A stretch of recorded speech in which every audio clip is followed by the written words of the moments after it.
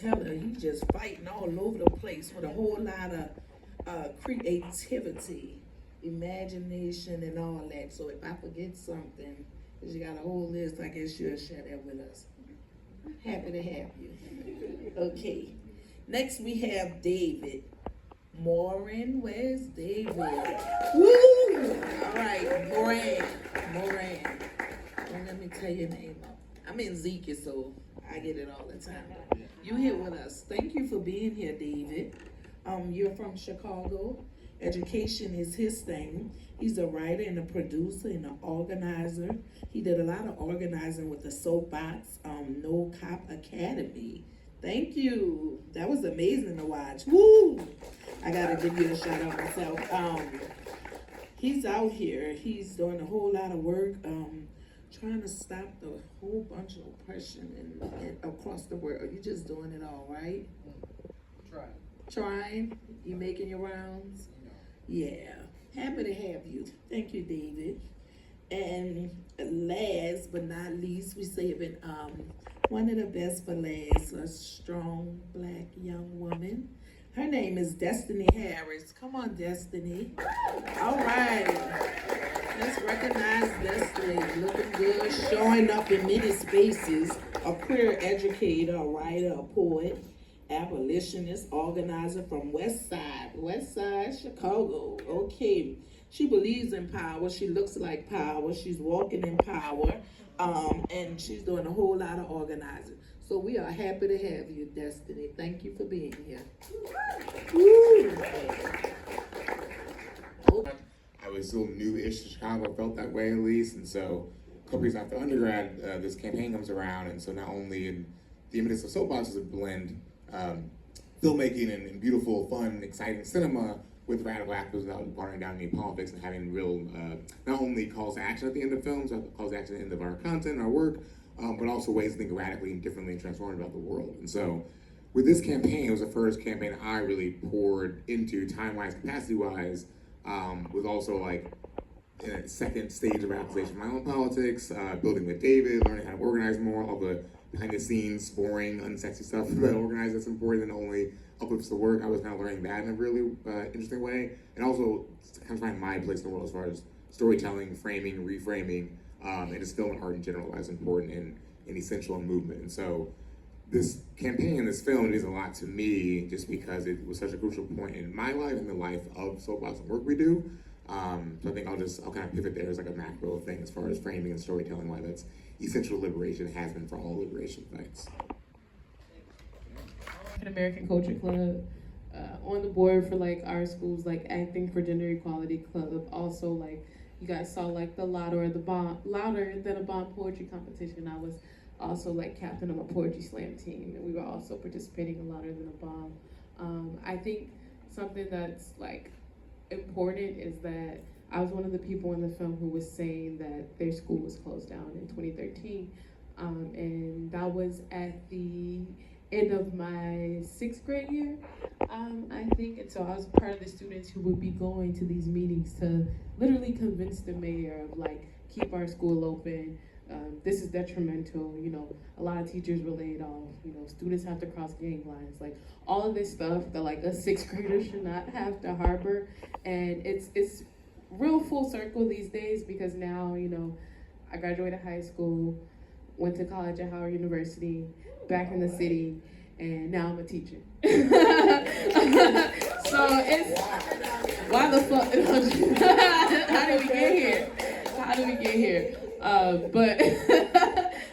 Yeah, so I think, yeah, it's really important to like highlight like how young the folks holding down No Cop actually were, because I think even you can see this film but still not know that a lot of these, I was 16 and I was like some of the older kids. I was like on the older end of like who was organizing No Cop Academy. Like there are people who were not even in high school yet who were organizing around No Cop Academy, and it's really full circle today to then, you know, be around. And like what was said in the film, this is not something that just started happening, you know, but now you have like folks in ATL throwing down around Stop Cop City.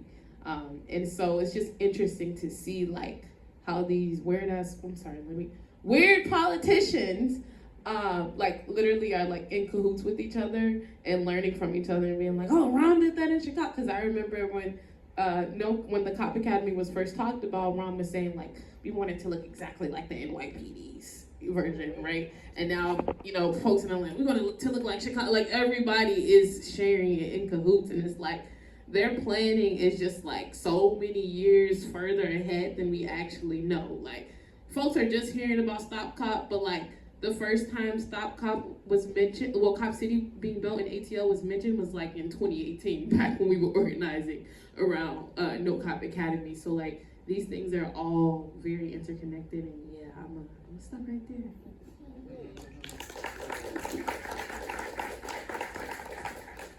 Yo, peace everybody. David Moran, one of the producers of the film, and something that was not mentioned in my introduction, I guess. So I'm a first generation Chicano, so my family is from Mexico, right? And so Chicago, in a way, shape, or form, was still new to me, right? And so I think, as Colin mentioned, I think it was an opportunity for myself as a creative, a producer, a writer, but also like a human to develop. And I think it was a wonderful opportunity in terms of not having the one to have to do shit, and not necessarily being like that, but it's like, I think something that was really unique with this type of organization, and you clearly see it in the film, is like it's film-led, film-oriented, film-directed, right? And I think that took some learning, right? It's like, well, what the fuck does that actually mean? How do we actually organize like youth-led? What the fuck is like? And so I think for all of us, right, sitting here, but as well for all of our comrades, I think it was such a wonderful campaign in terms of having an opportunity to continue to use each other to develop and learn and take, like, for example, like, I had such a wonderful time talking to my father about like, yo, you know, actually, like, the city's broken up in 50 wards. Like, what the fuck you mean 50 wards? You know, he's been in Chicago since 84, you know what I'm saying? And he still doesn't know what the fuck his city's broken up to.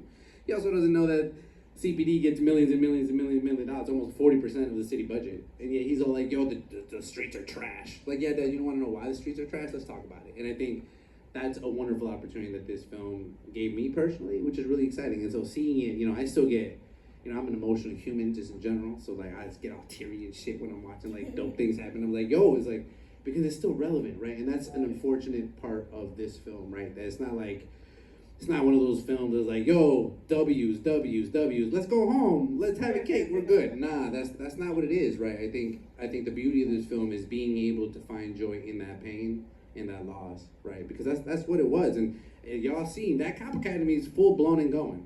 And they're still implementing things. I think COVID, just because of COVID, like stopped a lot of things and slowed a lot of things down. But the implementation of that system has been put in place. And Chicago's feeling that. And so we'll take it from there.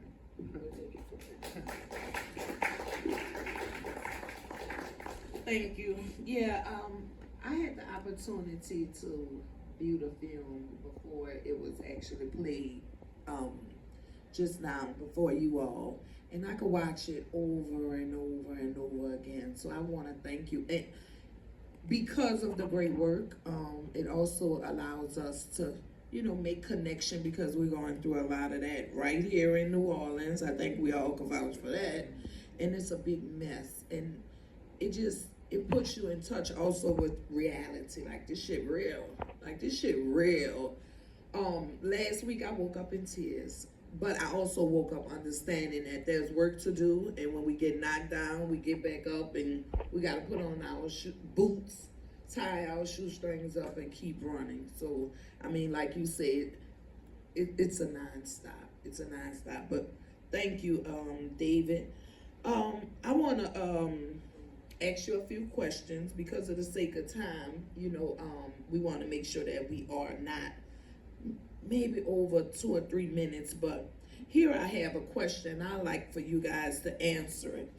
It says, I wrote down here, how did you find effective ways to make local officials listen to the community? Because we want to know that. We want to know that, so as we continue to strategize, we could be learning from each other during your campaign against the Cop Academy. That real quick. And it's like the site's kind of an archive, lots of things. So Ooh, I'm always plugging the things, stickers, toolkit, all things. I'm not the best person to speak to that. There's more politically left and it's with the socials and abolitionist folks in those seats as well. They're still elected at the end of the day, so let's keep that in mind always. But it's a different landscape now, and like focus on the work that we do. Like we know some of those folks and have those real conversations as far as like you're in the seat, how are you pushing movements forward?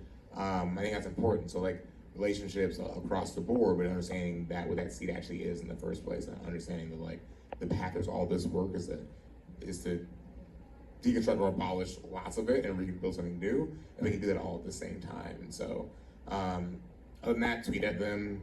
The Kappelman, he's no longer alderman. I think he retired and they voted out, but he's like writing a book on Chicago politics, and so like all left Twitter in Chicago was like responding to him. And so I was like, oh, and I was like, are you gonna keep this part in there? And I just screened the film of them at his house calling him racist. Like, probably not, right? So like, and will you see that? Maybe, probably not. But I know a lot of stuff that they will see and they will take to heart and they will have to make changes and stuff. And so social media is a cesspool of Nazism and Zionism and all the horrible things, right? But it's also been really beautiful as far as correcting and like talking to politicians and folks in real time. They'll engage with that. The local ones will, right? So like local elections, primaries, you know, about voting electoralism, whole other backgrounds we get into. But like if you're gonna engage in your capacity, that's where it matters. You're gonna see the movie theater and stuff. You can yell at them and put it on Twitter, and then it'll be a documentary 4 years later. So.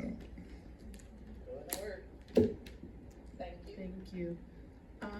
This question made me think about like what's happening right now in Palestine.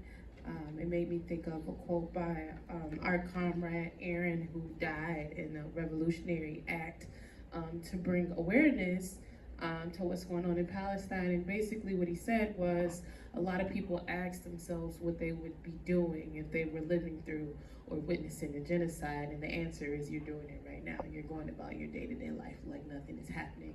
And that makes me think about like what we did to get aldermen to listen to us in some ways. Is that like in that same frame, like y'all are going about y'all day-to-day lives while Black and brown youth are dying at the hand of police, while our youth are starving, while there are no schools for young people, while gentrification is active. Like, you are going about your day-to-day life in your position as alderman, where you're supposed to serve the people, while Black and brown youth are systemically oppressed on a day-to-day basis. So what we did to get aldermen to listen to us, I would say, is polarized.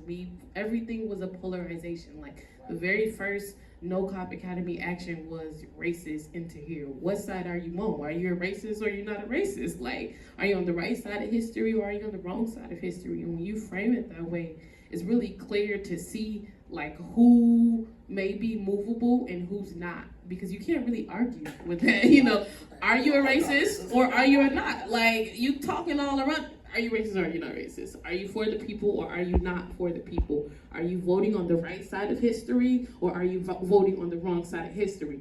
It's point blank simple as that. And I think, you know, I'm gonna be honest, most of these aldermen still did not listen. They didn't do anything, but the ones who actually would have heard the people out even just a little bit, it did something. And also just in general, like being a young organizer, a young Black organizer, like, people don't take you seriously. Like I said, when I was organizing with No Cop, I was 16. And a lot of the aldermen and the mayors, because there were two mayors at the time of No Cop Academy, we were in a transitional period. They're just loud youth who want to make noise. They don't know what they're talking about. You know, they heard somebody say that. Somebody told them to say No Cop Academy instead of like, no, we actually live in these communities. We witness these things, and the fact that you're saying that is invalidating. I was just telling Colin and David earlier that like other folks too, I think a lot of young people know what's going on in their neighborhood, in their community. They just don't have the verbiage to name it, right? They see that it is gentrification, but they don't know the word gentrification, right?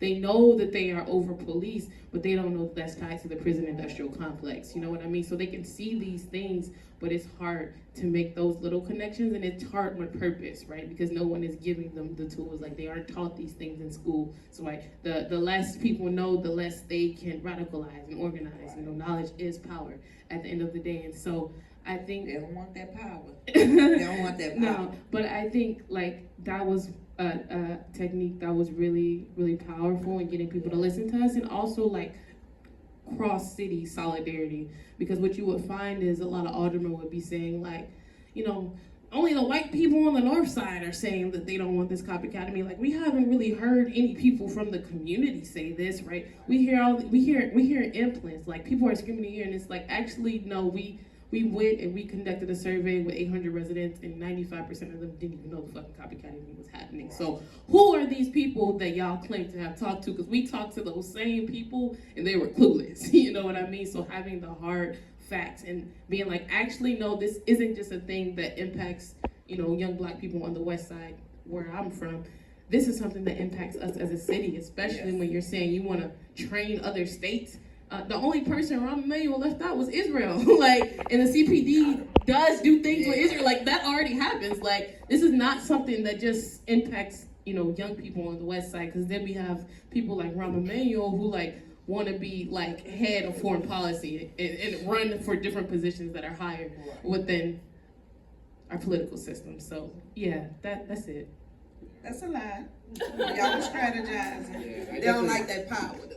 No, I mean, and there's not too much more to add to what my comrade said, but I do think, you know, oftentimes we understand the failures of electoral politics, right? And what that does is mistrust, as well as, like, it ain't it.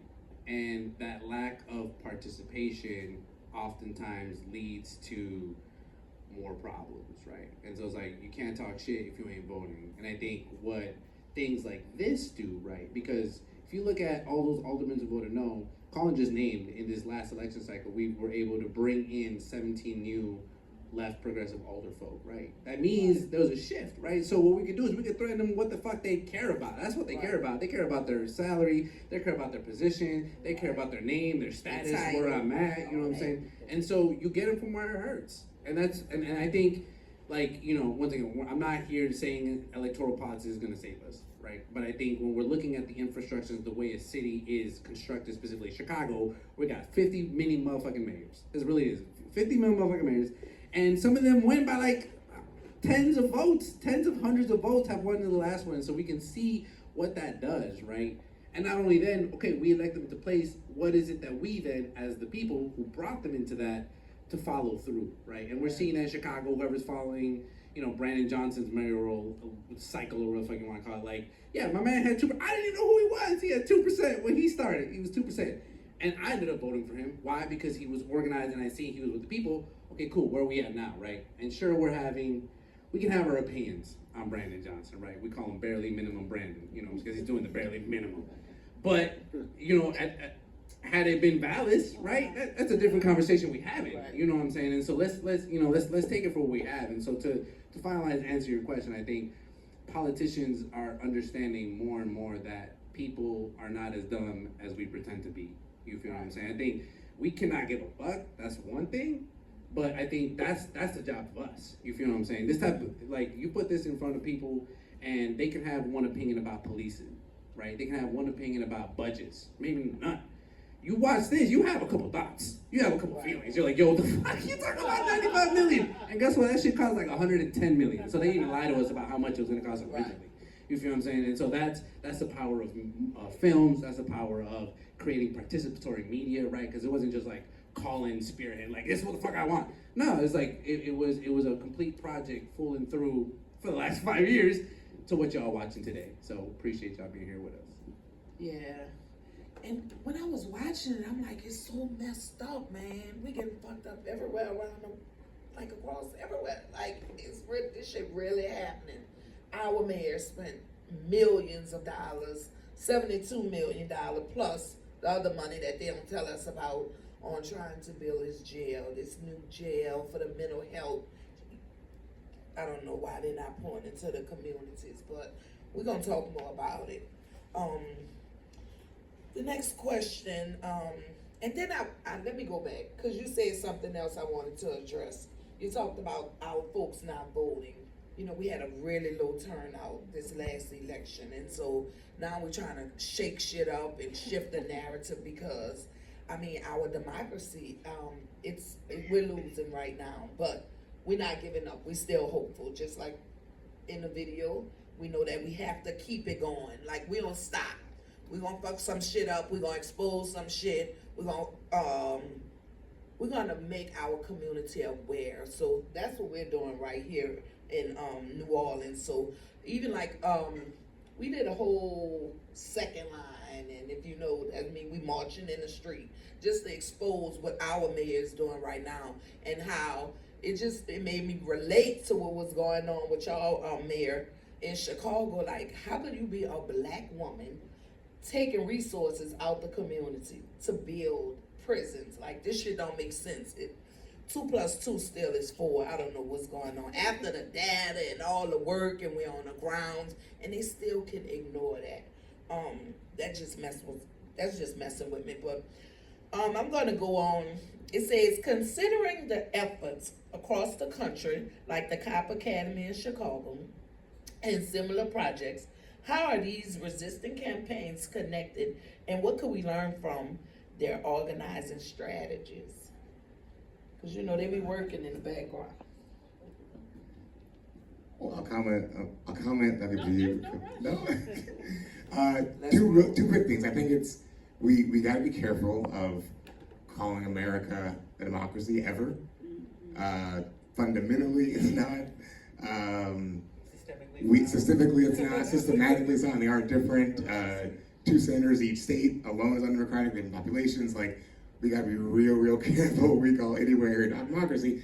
Nothing means we can't have democratic structures and base flow to make those happen and try to get them participatory budgeting and have examples of that in what is to say their institutions that Harvard. But I think that one of the reasons I think storytelling is so important and cultural organizing important, because it can seem like, oh, there's a poster to protest, whatever. What matters is the speaker, and what matters is the budget, or whatever. Like, we that language matters, and so like calling words have meaning, right? So we can't be really careful in the history of this country, especially like this place. Not that I know everything about New Orleans, don't get me wrong, but there's some history here, right? And so like we think about how people congregate and move, or are forced out, or are killed, or genocided, like that. It matters. And so one thing on democracy. Second thing on like we also gotta be really careful when we see folks of color, folks of trans experience, folks of any marginalized identity in places of power, because we have Barack Obama, we have Brandon Johnson now, we have Andre Dickens in Atlanta. We can want that and leftist values and values of community and care, but we can have both, but I care about one more than the other. And so it's like it hurts more, right? But we just gotta be careful of identity politics and how it's talked about. But we've always had it. It's just normally been white, and we just accepted it because that's what's normal to propagate violence in those seats. So those are 2 disclaimers I want to mention. I have a whole thing on your actual question, but I want to let them talk before we end. Hearing you talk made me think about a lot of stuff, so I'm gonna just try and summarize it. But the question was, how is this connected to what we're doing today, right? In the film, at the end of No Cop Academy, a lot of people were asking us like how we felt about losing. And that question will always piss me off, because what was lost? You know what I mean? So much community was built, so many networks were created, so much structure was put in place to the point where when No Cop Academy ended, like, the young people barely rested. We were already working on like police-free schools and cops out of Chicago public schools. And these were all of the same youth who participated in No Cop Academy, and with cops out of CPS, we actually like, and folks' general understanding, one, by being able to divest, was it $23 million? We were able to cut the Chicago Public Schools and Chicago Police Department's budget by $23 million. Woo! So, and get, school resource officers out of 17 schools. So it's just like we learned a lot from that. And, through that, to answer your question of how this is related to what's going on today, you saw in the film, like, police ICE, same shit twice. Police, ICE, and the military, these are all militarized forces, right? They both exist to serve capitalism, to protect property, to, bring about systemic oppression for poor Black and brown people. So, one, that's how... Something like the state police? Yeah, so that's how that's connected. Like I said earlier, like a lot of local police departments train like armies, like Israel. Like, so it's like the connection is so blatant and like in our face and like not hidden, and that's connected to like people all across the diaspora fighting against genocide, against militarized forces, against occupation, right? An ideal world is free of not only prisons and police, but war. And I think a lot of people have this idea about abolition being this thing where it's just like tear this down, tear this down, tear this down. But abolition is as much about building community and building structure and building resources as it is of ridding ourselves of these systems that no longer serve us. And then the last thing I was gonna say, damn, Colin, you said something that made me think. What was it? Yeah, just the fact that like what's happening in Chicago is not isolated from what's happening in Atlanta.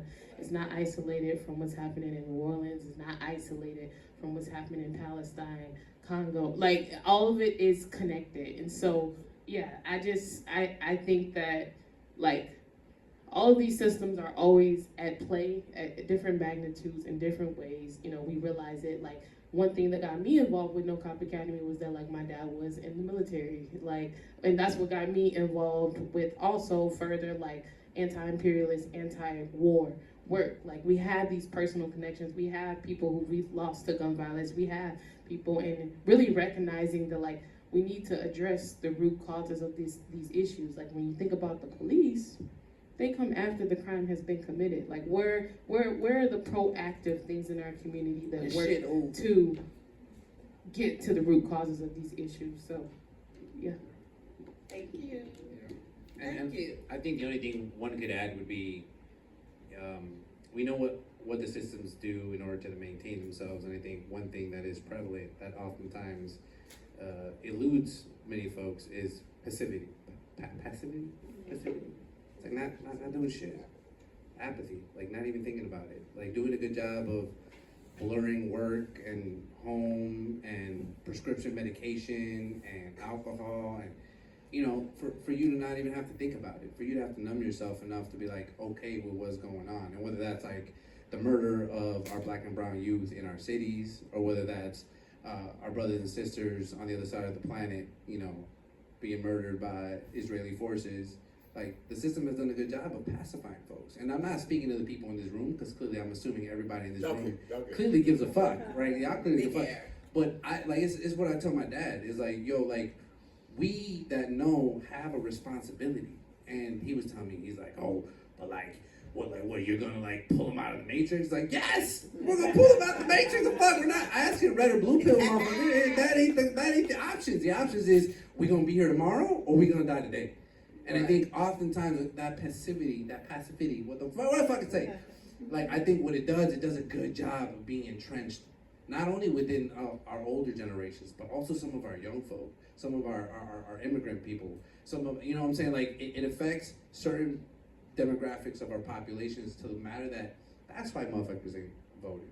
That's why not everybody in the street the way that it is. I mean, I do think 2020, and you know, we're gonna open up a can of worms if we go into 2020 and just think about like, the fact that nobody was working, no one's going to school, we all have time, we're all looking at this shit, yeah, it blows everybody up. The system's like, oh shit, you can't keep it, gotta get them back to work, can't put them out here, you can't, just, you know. And that's the system realizing that it failed in a moment, right?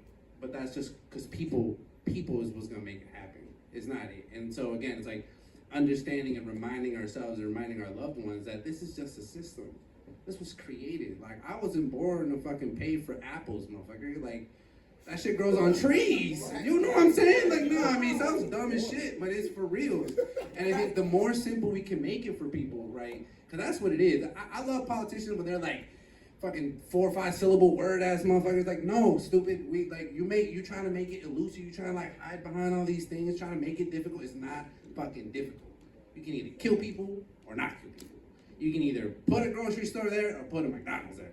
And each of these things are gonna have the repercussions that they're gonna have. Because what is your bottom thing? Is it the dollar or is it the life? And clearly everybody in this motherfucker is about people. So shout out to y'all. Yeah, everybody in here putting people first. And then when you go, like we was just at the Capitol, they try to justify this shit, try to make us understand, like the killers want to kill, or the killers want to kill the killers. and kill. I don't get it. I don't get it. We had some laws and bills passed just here recently, and it was like a setback from all the work we've been doing. And I had some folks to ask me, just like she said, like, how do you feel after you lost? And I'm like, oh, we lost? We really lost? I thought we still winning. I put my mindset like it ain't what it look like. Like we gonna keep on rolling. Even when we losing, we winning. So, and that's what I try to pour into our children and when I'm in those spaces. And just recently on the panel, I was asked to speak on the panel why youngsters don't vote. And I'm like, why you asking my old ass? Why don't you go and ask the youngsters? So I went around and I started asking the youngsters why they don't vote. And the response was because they don't really give a fuck about us. Straight up. One child even started singing it. And that's what we want to change. And that's why it's so important, like, that we do step up and we build coalitions and we keep on organizing just as y'all did. I'm going to share this film because I just learned so much from y'all, just as we have to learn from each other. I'm going to move on to question number 3 because sometimes I could go on and on and on because this shit personal, you know, and when we all are affected, like, it's a problem to see the money go into these prisons and the jails. And I mean, it's a problem to take our money and pour into these systems when we need resources and libraries and museums, but we're gonna keep on rolling.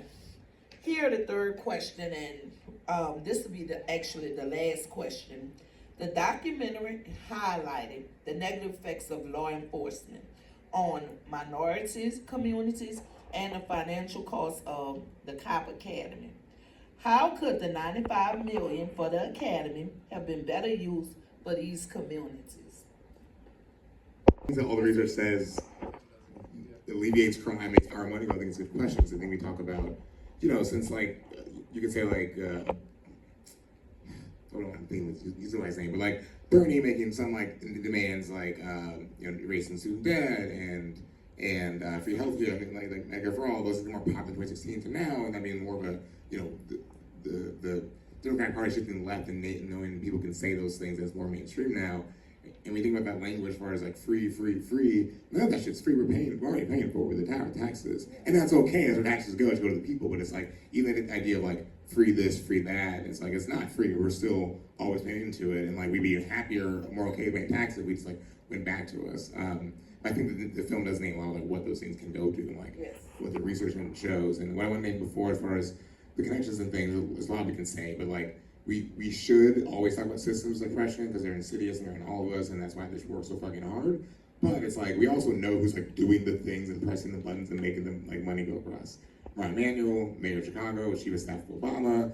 Obama had made the 10-year, $30 billion pact with Israel, right? So it's like these things are actually like really eerily connected in ways. And the first uprising, you know, police there use the exact same tear gas as Israel's using, and they had worked together as well. And it's like, we don't have to think, we don't have to go that hard. We have to Google that. We don't go back to page 1 to figure out how these things are like specifically connected with certain people, institutions, and all those kind of things. So it's like, just that's, I think it's important to name. And then with framing and understanding language and stuff, you see Obama after October 7th on like a Positive America like event or something.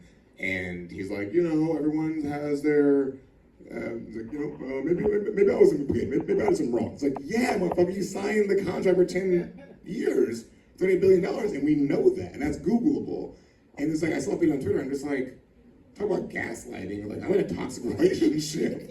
So it's just weird shit like that. It's the Matrix, like, I feel like I'm crazy sometimes, because this man said this man was the most powerful person in the world at one point in time, said this. It's all over the internet. People are like, yeah, Obama. It's like, but you signed the bill. We can Google that. Like, you did this. What are you talking about? Not just, yeah, I just figured that, but it's just like, it's weird. It's weird. And we have to constantly push back and like ask those questions because it's, if they think we're dumb, they're going to play us like we're dumb. I think rather than just talking, we should hear what y'all want to be answered. We just go to Q&A. Yeah. Okay, let's hear it. You cool with that? You ready to roll? Sure. Okay. Caitlin, I had to say your name because I know you. I know. You got it, though. What's your question? Let me come over here. How y'all doing? My name is Caitlin. Cake is my name. Cake. Cake. And so I like what Brother May here said about the narrative. And I was looking at this MLK quote, and it is, "Those who love peace must organize as effectively as those who love war." And when I think about that, and specifically as somebody who is an organizer, especially in like a rural community, I'm from North Louisiana, and when we talk about, as a former educator like Zeke and you and so many people who are educators here, why the youth aren't voting, but why people aren't voting, and I think about what you said about this moral apathy. At what point do the chickens come home to roost? At what point is voting not enough, and how far should we be willing to go to get what we want done? Because in a sense, the unspoken truth is voting is not enough. And youth see that, and people see that, and they are not wrong. When you vote and people get in office and they do whatever they want, and we have like a Cantrell situation where, you know, Right. she gets in office and she does things that at first seem like they're for the people, by the people, for us, by us, FUBU, all that, right? And then she's, you know, kind of doing a, you know, a little switch. What is the tactic? How far should we be willing to go without risking the livelihood of others, especially in a time like right now with what's happening in Congo, Sudan, Palestine, and so many places, right? About how like these IDF soldiers are literally American people who are able to just freely come back and forth in this country, and they're literally posing a real danger to us. How far are we willing to go, right? When our politics say that they can do that. So that's my question to you. How far should we be willing to go? I can start. Well, I want to address the first half of your question about voting. I think that voting is not going to save us. Like, let's be real. Like, the system, like, clap for that, period. Voting is not going to save us. And not only that, it's not enough. Because when we vote, we're just legitimizing a system that does not serve us, one. And two, I think the way that we were able to move people during No Cop Academy is because most of the people that I know that were voting were only voting in presidential elections. And like, okay, you know, it's time to vote for the alderman, it's time to vote for the mayor. I don't vote for shit but the president. That's the mentality that a lot of people had. But what I learned through No Cop Academy is that all politics are localized, right? And what I learned very quickly was that the things that I saw directly in my community on a day-to-day basis were decisions being made by aldermen and mayors, not the fucking president. Like, and while the president, you know, serves, you know, the country as a whole, represents imperialism, all that, you know, all that stuff, nationalism, yes, U.S., best country in the world. The things that we see, you know, the reason that you don't have any liquor store, that you only have liquor stores, right, in churches, right, and corner stores, and no, like, real grocery stores. The reasons why food doesn't exist is because of our mayors, our mayors and our aldermen who are literally, like, giving developers the pass to make this here, or not giving developers, you know, the opportunity to come into a community that is very scarce in resources, but not scarce because they don't exist, but because of the way that they're distributed. So I think that was really important when I was able to talk to a lot of people and be like, oh, you know, you said you mad, you know, that all the schools are closed down. Well, guess what? You know, yes, Rahm Emanuel proposed that, but guess what? 50-something aldermen had to vote on it. And most of them did it and voted in favor of it. So helping people understand that politics are very localized and, like, actually, like, yes, you should. I mean, I really don't fault people for not voting in a system that has proven not to work for them, especially with, like, the electoral college and all that shit. Like, I don't blame people for that. But when you think about it, at the end of the day, instead of just voting for the president, maybe vote for your alderman and your mayor first. You know what I mean? Right. Because this is a lot easier to understand what's going on in our community, the dynamics of our city, than, let's say, like, foreign policy. You know what I mean? And, like, why Obama signed off the bill. Like, you know what I mean? There's something easier and tangible, and actually you can see the effects with your 2 eyes, like, more clearly than maybe you can see how, like, this bill being passed is going to impact you in such and such a way. So that's the first part. The second part, I'm wrapping up. Land the plane. The most important part of the question is how far are we willing to go? I really stand by, like, the idea that, like, nobody is free until all of us is free. Yeah. And so how far, like, however the fuck far it takes us, however the fuck long it takes us, like, you know, the capitalism ain't just gonna go away with time. You know what I mean? So it's how far we're willing to go. Are we willing to, you know, live through this system and accept the bare minimum and think that this is the, like to your point, this is the way things are supposed to be? Like, I don't know how, like, this is not the way shit is supposed to be at all in any way, shape, or form. And, like, it's so ingrained into our heads that, like, that's just life. That's just the way it is. And it's like, no, it's actually, this is dystopic as fuck. And this is not the way it should be. So I think however far it takes us, like, revolution, like, what needs to be overthrown? Like, we cannot, you know, reform only goes so far before we have to, like, we just have to tear shit down and rebuild it and reimagine and just have a paradigm shift. We have to change our mentalities about, you know, the world, what the world can be and the world that we want to live in. Land the What we plane. gonna accept? Yeah. I'm down for the next question. You down? Okay. I don't want to pull. Maybe I can a little bit. Come a little closer. I wanted to hear a little bit more from you. You said you're a teacher and connected to your experience with No Cop Academy, being 16 years old and being a little younger and seeing your school close. What kind of lessons did you learn as a youth organizer that you now inspire in your own students, and how does that inspire you as an educator and that sort of thing? Yeah, so I'll try and say this quickly because I can say a lot about that. But I just think, so a little bit before the place I'm working now, I used to work at an alternative therapeutic school. And so a lot of the kids that went to that school were either in Child Protective Services or DCFS or were part of the juvenile justice system and had some type of mental health issue or been through some significant trauma. And all the time, like, people will be like, you know, I don't know how you can work with those kind of kids. Like, they're so terrible, they're so bad, they're so disrespectful. Like, I feel like our youth these days are very, very criminalized in the classroom. Now, that's not to say that there aren't issues in the classroom, but I think what a lot of people fail to understand is that the system that the young people are fighting against and the system that has made the classroom the way it is for the teacher is the same system, right? The same reason teachers are struggling to have a livable wage and to have resources and be able to get our youth on track who are behind and be able to show up for youth who need, like, individual support. Like, we're only one person.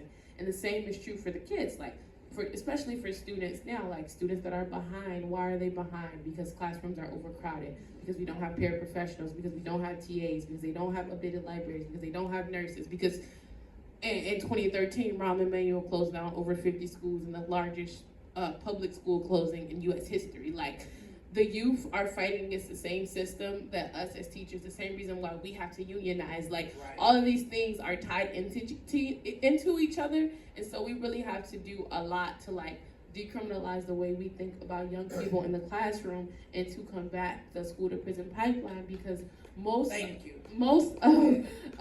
know, schools in the public education system are, like, very, very militarized in, like, how they're structured and punitive and how students are treated versus working towards, like, transformative justice. When you think about, you know, punitive responses to behavior or whatever in the school environment, like, this is the same punitive tactics that is why prisons exist, that is why there's a military industrial complex, right, versus moving towards restoration and communal healing, you know what I mean? So I think all of that has, seeing at a young age my school being closed down, seeing, like, the same issues in my neighborhood when I was, you know, in middle school as, like, the middle schoolers I teach now, I think, like, it's all connected. Like, none of this shit is by accident or coincidence. Like, one thing I can say about, you know, the people that we're fighting against, They're very strategized, and that's why it's important Yes. to us to be equally as strategic Yes. in how we move Yes. about. So Yes, I agree.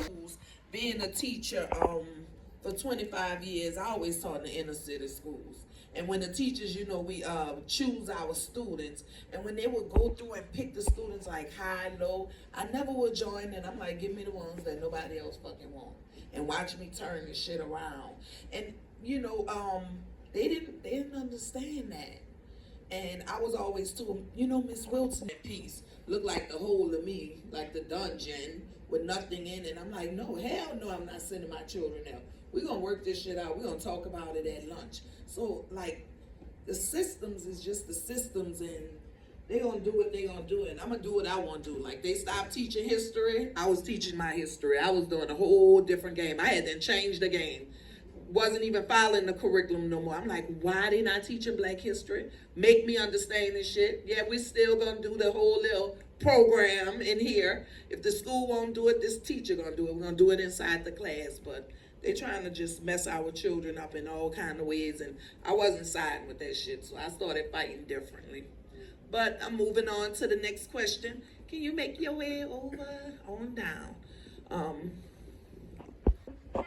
And talking about the interconnections with society, because I remember learning that when I was in 8th grade, seeing the Ferguson protests and being like, wow, like the same tear gas they use back home is what's being used here, and seeing on Twitter all the tweets. But anyway, one quote I wanted to ask about was, this is a quote by James Baldwin. It took many years of vomiting up all the filth I've been taught about myself and half believed before I was able to walk on this earth as though I had a right to be here. And I've struggled with that for so long.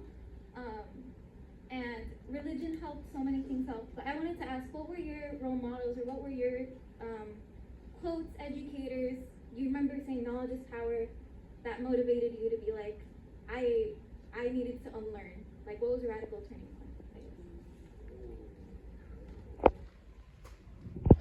Well, that's a great question. Thank you for asking that. I think for each of us, there's definitely different moments. 1 minute. There's definitely different moments for each of us. Different people come into it differently, but I think for myself, and I'll let my colleagues here answer, I really do think it was, I had an opportunity to look at the perspective of my family and being like, y'all ran away from a system, Mexico, right, which was failed by American imperialism, right, for X, Y. And so like, kind of going down my own rabbit hole, right, was an opportunity enough for me to be like, all right, cool, I'm not condoning the homophobia, the colorism, the what other ism you want to put to my own personal experience of my parents, right? But it was like, okay, I want to do it differently. And I think for myself, it was having that opportunity to get it at home and realizing like, yo, I got to challenge my dad in order for me to be better, right? To have that. And so I think that was my opportunity. I'm curious to hear my colleagues. Best for last. Yeah. I think at different points of radicalization. I think early on, as a young person, I was always thinking about the nuances and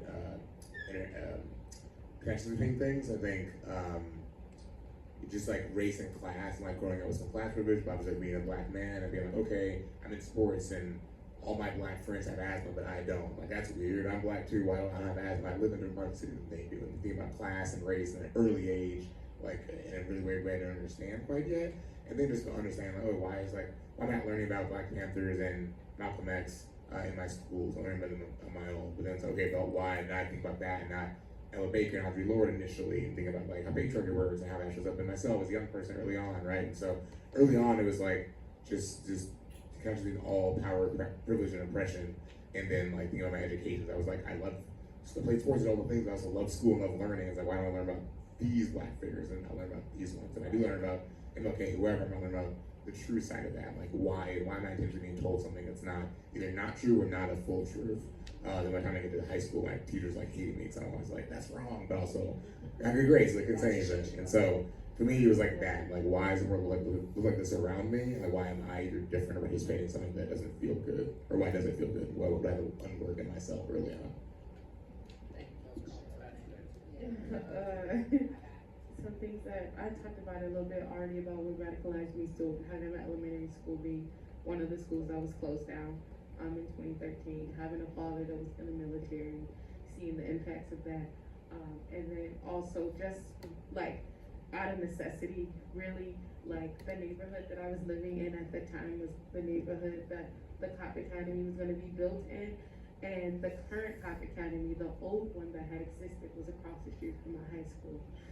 So it's like I would go off campus to lunch and see all of these cops, you know, they do all these type of mock drills and like not notify the school and just like fucked up shit. And then going home and being in the neighborhood where the current academy was going to be built as well, so, and being from a neighborhood that was over police. So a lot of people get into organizing because they come from like some type of radical or badass family that like has this lineage. Like that was not my case. I just got into it because, you know, not because it was trendy or Care something about like that. people.